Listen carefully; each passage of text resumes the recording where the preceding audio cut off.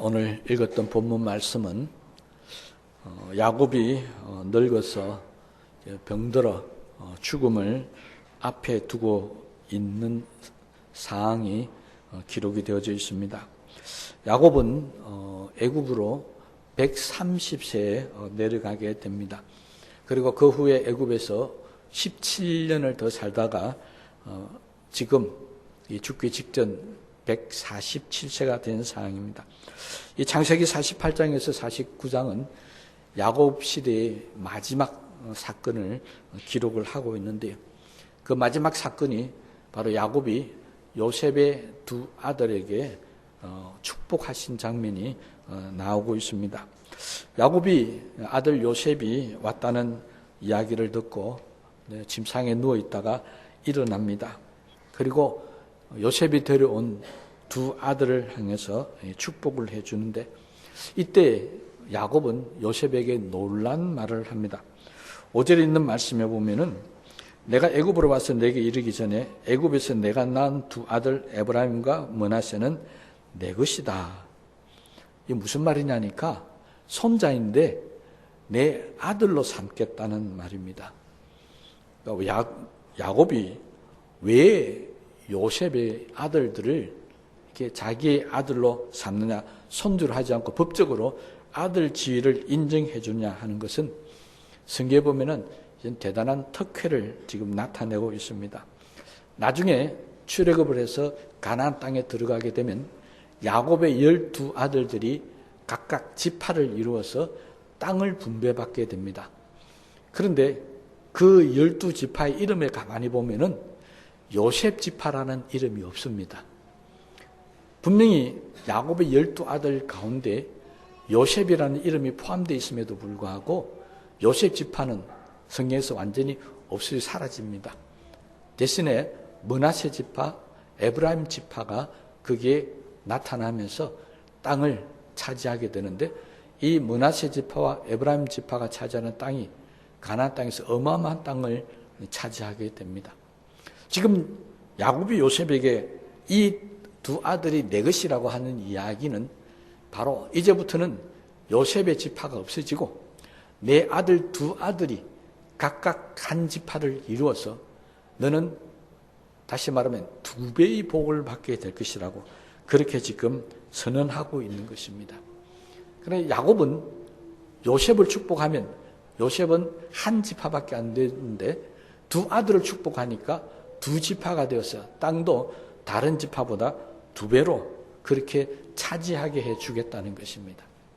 그럼 야곱이 왜 요셉에게 이 두 배의 축복, 아들들을 이렇게 축복하셨는가? 그 이유를 오늘 좀 말씀을 드리려고 하는데요. 창세기 37장에 보면은 요셉이 애굽으로 내려갈 때는 노예로 팔려서 내려갑니다.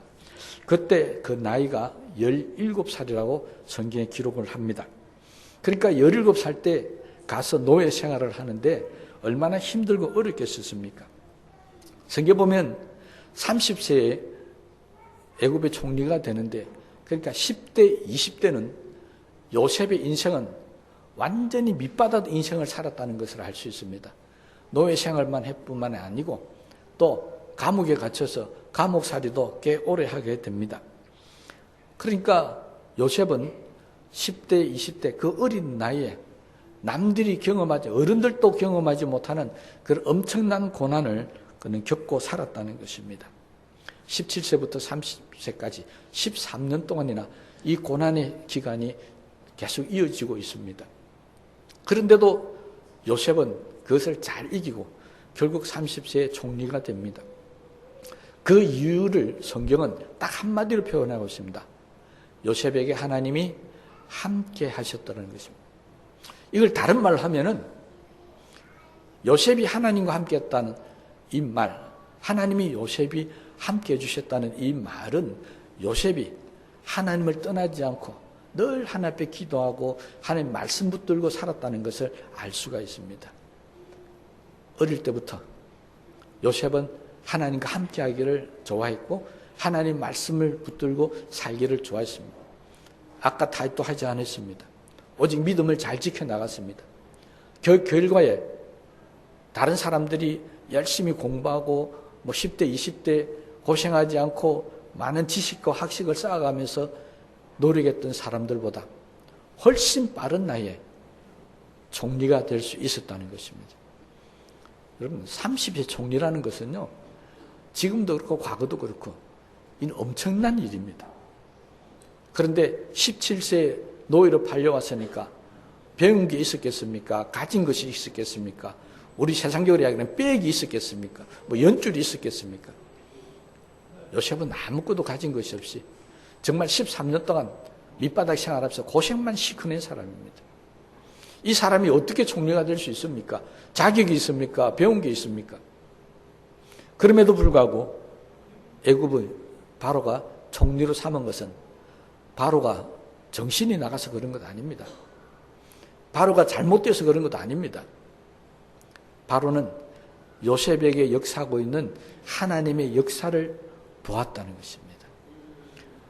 하나님이 요셉을 지키고 하나님이 요셉이 함께하니까 저 요셉을 총리로 들었으면 이 애굽이라는 나라 전체가 하나님의 복을 받을 것이라고 하는 그런 믿음이 있었기 때문에, 그래서 바로는 요셉을 총리로 삼아 주었다는 것입니다. 그럼 아무리 하나님의 약속을 붙들고 산다 하지만 이 어린 나이 요셉이 한 번쯤은 넘어지지 않았겠습니까? 한 번쯤은 실망됐을 거고 좌절도 했을 거고 자기 신세 한탄도 아마 했었을 겁니다. 여러분, 사람이 살아가면서요, 단 한 번도 넘어지지 않고 단 한 번도 실패하지 않고 단 한 번도 마음 상하 고통당하는 일 없이 성공하는 사람은 없습니다. 오히려 우리의 어떤 역사적인 인물들을 보면 위대한 인물일수록 더 많은 고난과 고통을 겪었다는 사실을 알 수가 있습니다. 단 한 번도 넘어지지 않는다. 그건 말이 안 되는 이야기죠. 아마 요셉도 수없이 많이 넘어지고 쓰러지고 했었을 겁니다. 그런데 성경은 우리에게 놀란 약속을 하나 있습니다. 뭐냐니까 의인은 넘어질지라도, 말한다고요? 넘어질지라도 낙심하거나 실패하거나 절망하지 않는다는 것입니다.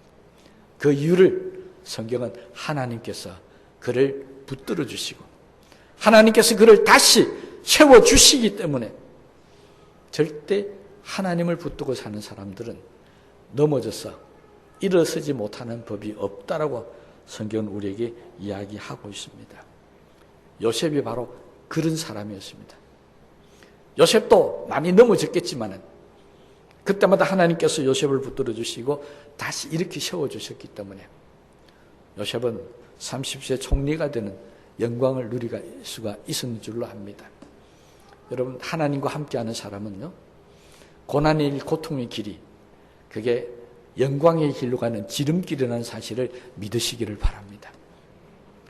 요셉이 감옥으로 가지 않았더라면 절대 총리가 될 수 없었습니다.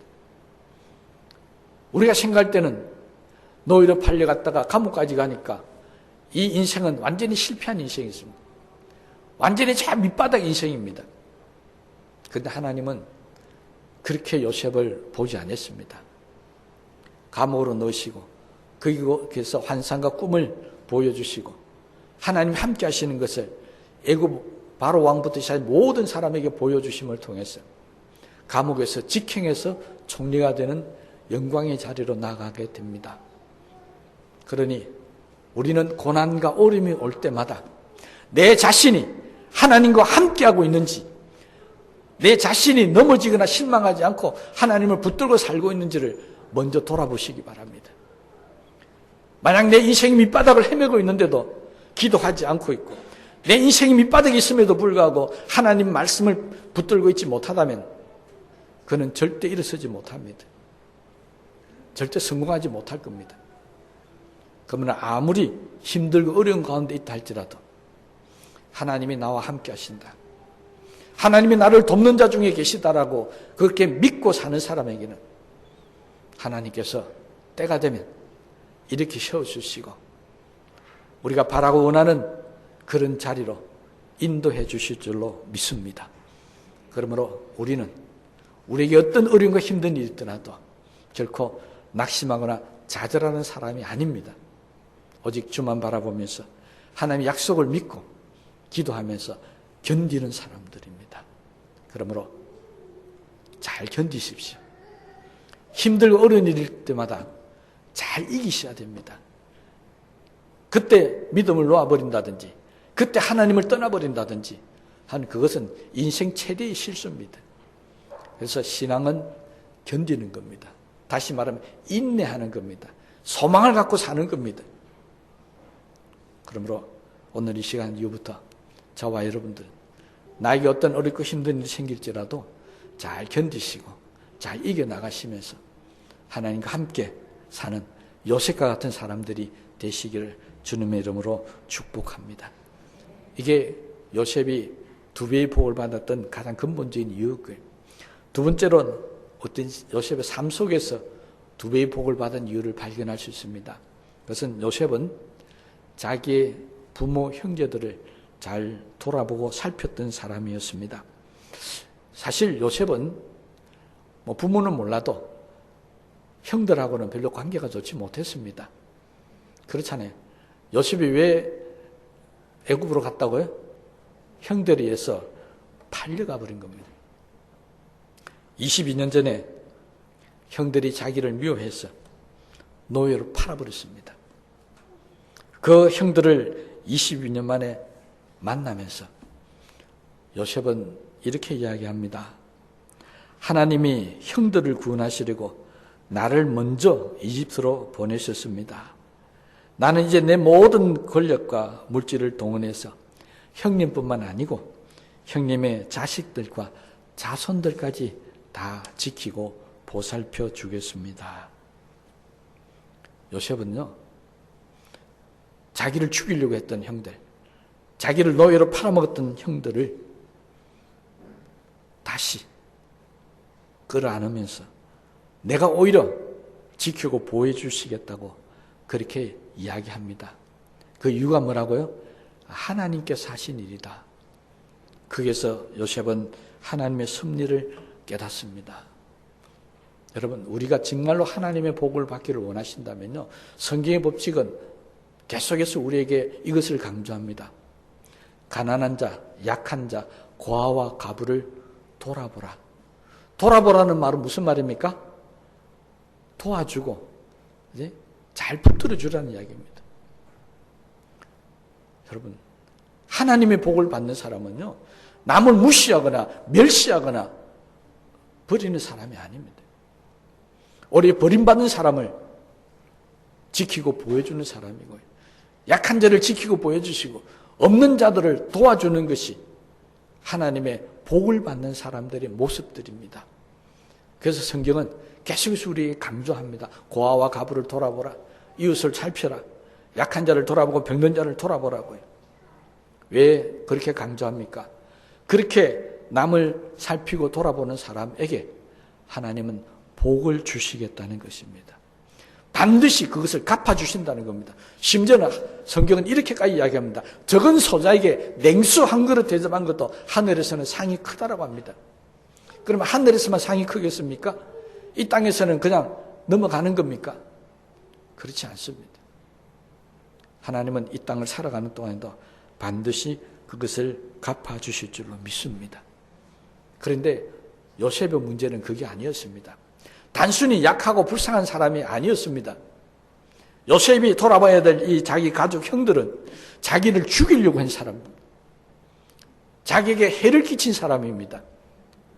이 사람도 하나님의 뜻을 깨닫고 나니까 용서가 되더라는 겁니다. 그래서 끌어안고 울고 도와줍니다. 자기 모든 재물도 다 줍니다. 그리고 고센 땅에, 애굽의 가장 살기 좋은 땅에 안착하도록 도와줍니다. 이게 원수에게 하는 행동입니까? 아니잖아요. 물론 그 원수가 형인들이었지만은, 그러나 요셉은 총리라는 권력을 이용해서 원수 갚는 일에 쓰지 않고 오히려 원수 같던 형들을 도우는 일에 사용합니다. 야곱은 병들어 죽기 전에 이 일을 잊을 수가 없었던 겁니다.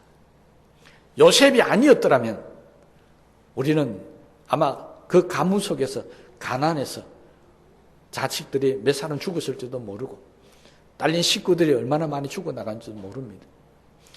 요셉이 애굽으로 야곱의 식구들을 부를 때 인원이 70명이라고 그랬습니다. 70명이 이동해 왔는데 그 70명이 가뭄에 어떻게 먹고 살았겠습니까? 그런데 요셉 때문에 그들은 편안하게 풍요로운 땅에 와서 잘 먹고 잘 살았던 겁니다. 그래서 야곱은 죽기 전에 축복을 하면서 기발한 아이디어를 꺼낸 겁니다. 어떻게 하면 요셉에게 더 복을 줄 수 있을까? 지금 당장 내가 저들을 위해서 복을 주는 게 아니라 요셉이 앞으로 그 자손 대대로 영원토록 복을 받을 수 있는 방법이 무엇일까라고 야곱은 고민을 했던 것 같습니다. 그래서 두 아들을 부어놓고 이 두 아들은 내 것이다, 내 아들이라고 그렇게 이야기하면서 축복 기도를 해줬어요. 결국은 요셉은 두 지파의 몫을 기업으로 받게 된다는 것입니다.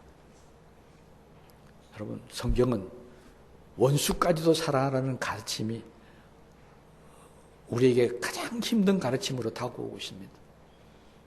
그런데 그것을 실천한 사람들이 있었습니다.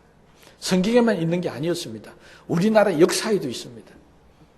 여러분들이 지금 젊은 세대는 잘 모르는 걸 알고 있는데 제가 어릴 때 하더라도 사랑의 원자탄이라는 영화가 나올 정도로 아주 안 믿는 사람들에게 감동을 끼쳤던 목사님이 있습니다. 바로 손양원 목사님입니다. 이 목사님은 자기 아들을 죽인 사람을 네가 내 아들 죽였으니까 대신에 네가 내 아들이 되라 양조로 삼았어요. 그 악한 사람을 변화시켜서 하나님의 삶으로 만들어 놓았습니다. 세상 사람들이 그 모습을 보면서 감동을 한 겁니다. 여러분, 기독교의 사랑은 그런 겁니다. 우리 예수 믿는 사람들의 마음속에 품어야 될 사랑은 바로 그런 사랑이라는 겁니다. 원수까지도 품고 그를 살피고 도와줄 수 있는 그런 사랑이 우리 가운데 있어야만이 하나님의 복을 받을 수 있다는 것입니다. 남을 미워하고 저주하고 다투고 분쟁해서는 결코 복을 받을 수 없습니다. 우리 예수 믿는 사람들이 복을 받는 방법은 사랑하고 이해하고 용서하고 위로해주고 도와주는 것입니다. 오늘 이 사랑이 저와 여러분의 마음속에 차고 넘치게 되시기를 주님의 이름으로 축복합니다. 그러면 요셉은 어떻게 그 원수 같은 형들을 마음에서 용서하고 다 털어버릴 수 있었습니까? 어떻게 그 원수 같은 형들을 위해서 최선을 다해서 그렇게 도와줄 수 있었습니까?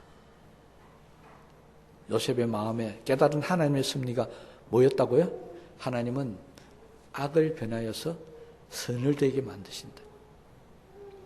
해가 유익이 되게 하신다. 그 하나님의 섭리를 깨달았다는 것입니다. 근데 사실 요셉도 인간인지라 그게 처음부터 깨달은 것은 결코 아닙니다.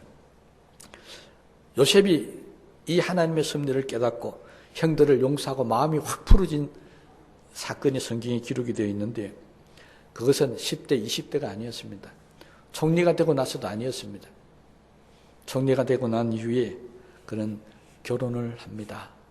그리고 거기에서 두 아들을 놓게 됩니다. 여러분, 설교 시간이지만 질문 하나 할까요? 요셉의 아내 이름을 혹시 아십니까? 예, 제가 우리 교회는 아무도 모를 걸로 생각하고 제가 질문을 한번 던져보는 겁니다. 아니, 우리 교회뿐만이 아니고 아마 요셉의 아내 이름, 요셉에 대해서는 정말 많이 아는데 요셉의 아내 이름은 아마 모를 것 같아서 한번 질문을 던져봅니다. 집에 돌아가셔서 성경 열심히 읽고 한번 찾아보시기 바랍니다. 성경에 나옵니다. 제사장의 딸인데요. 잘 있으니까 보시고요. 이 아내와 결혼을 해서 첫 아들을 낳습니다. 그리고 그 이름을 머나세라고 하는데요. 창세기 41장 51절의 말씀에 보면 이 머나세를 낳고 난 후에 이렇게 얘기합니다. 요셉이 그의 장남의 이름을 머나세라 하였으니 하나님이 내게 내 모든 고난과 내 아버지의 온 집 일을 잊어버리게 하셨다 함이요. 언제 요셉의 마음에 고난 당했던 것도 잃어버리고 형들에 대한 마음도 다 잃어버렸는지 언제 했다고요? 첫 아들을 다 낳고 나니까 너무 좋았더라는 것입니다. 여러분, 제가 이 요셉의 사건을 통해서 여러분에게도 꼭 부탁드리고 싶은 게 있습니다. 여기 나이 많이 드신 분들은 이제 아들 낳을 일이 없으니까 해당은 안 되고, 젊은 분들, 아니 나이 많이 드신 분들은 혹시 손주가 태어나거든 꼭 이 말씀을 마음에 품게 되시기 바랍니다. 뭐라고요? 손주나 아들을 딱 낳는 순간에 내 집안일이나 내게 대한 모든 고난을 다 잊어버리게 하는 것이 하나님의 은혜다. 여러분의 자손에 태어날 때 정말 크신 하나님의 은혜입니다. 모든 고난과 고통을, 내 마음속에 있던 모든 원수들을 잊게 하는 것, 이거 얼마나 큰 은혜겠습니까? 이 귀한 은혜가 우리 모두들에게 있었으면 참 좋겠습니다. 요셉은 이것을 깨닫고 난 이후에 형들에 대한 원한이고 그동안 받았던 모든 고통, 고난, 노예 생활했던 감옥 같은 거 다 잊어버렸습니다. 그리고 하나님이 자기를 얼마나 사랑하고 축복하고 또 은혜를 베풀어 주시는지, 위로해 주시는지 알게 되었다는 것입니다. 오늘 저는 이 말씀을 준비하면서 우리 성도님들에게도 요셉에게 주셨던 이 하나님의 위로가 넘쳐나기를 간절한 마음으로 기도했었습니다. 요셉이 고난을 잊고 원수를 잊게 했던 이 은혜가 정말 우리 모두들에게 나타나시면 참 좋겠습니다. 하나님의 역사가 얼마나 놀라운지요. 그렇게 요셉이 다 하나님 은혜 가운데 잊어버리고 나니까 그때 요셉의 눈앞에 형들이 나타난 겁니다. 절묘한 기회에 나타나지 않습니까? 만약에 요셉이 아들 므낫세를 낳기 전에 형들이 자기 눈앞에 나타났으면 어떻게 되었겠습니까? 예? 여러분들 너무 선한 사람이니까 다 용서할 것 같죠? 여러분, 이 은혜를 받지 못하면 아마 형들을 자기의 권력을 이용해서 죽였을는지도 모르겠습니다. 원수를 갚았을 겁니다. 은혜 받은 사람과 은혜 받지 못한 사람의 행동은 결과가 이렇게 달라진다는 것입니다. 은혜 받은 사람은, 하나님의 뜻을 깨달은 사람은 원수도 사랑하고 용서할 수 있게 되지만 하나님의 은혜를 깨닫지 못하게 되면 결코 잊어버릴 수 없습니다. 원수를 꼭 갚아야 됩니다. 죽여야 내 속이 시원합니다. 그렇다면 여러분은 내게 해를 끼친 사람들, 지금 내가 생각한 나에게 고통을 준 사람 어떻습니까? 잊어버린 사람입니까? 나타나기만 하면 내가 그냥 안 둔다고 벼르고 있는 사람입니까? 오늘 이 시간 이 예배를 통해서 여러분에게도 하나님의 위로가 넘쳤어요. 여러분이 해를 끼치고 아픔을 주고 고통을 줬던 모든 사람들을 잊게 하고 사랑할 수 있는 하나님의 은혜가 나타나기를 주님의 이름으로 축복합니다. 그 형들을 끌어안았습니다. 그 형들을 붙들고 웁니다. 다 살려냅니다. 가장 좋은 땅도 줍니다. 이 모습을 아버지가 보고 있었습니다. 야곱이 보고 있었습니다. 야곱만 봤겠습니까? 하나님도 보았습니다. 그래서 하나님께서 야곱을 통해서 요셉의 두 아들을 갑절의 복을 주시는 대상으로 삼으시고 실제로 가나안에 들어가서 요셉의 지파가 아니라 므낫세, 에브라임 지파 두 지파로서 지금까지도 자손되도록 하나님의 복을 받는 자손으로 만들어 주셨다는 것입니다. 여러분, 요셉이 왜 갑절의 복을 받았는지 다시 한번 생각해 봅시다. 어떤 고난과 어떤 어려움 오더라도 잘 이기시기 바랍니다. 하나님의 섭리를 깨달으십시오. 그리고 그 깨달은 섭리로 나에게 고통을 주고 아픔을 준 사람들까지 다 품어주시고 사랑하심으로 요셉이 주셨던 이 갑절의 복이 오늘 이 자리에 예배 드리고 있는 우리 모두들에게 충만하게 임하시기를 주의 이름으로 축복합니다. 우리 말씀을 생각하시면서 기도하십시다.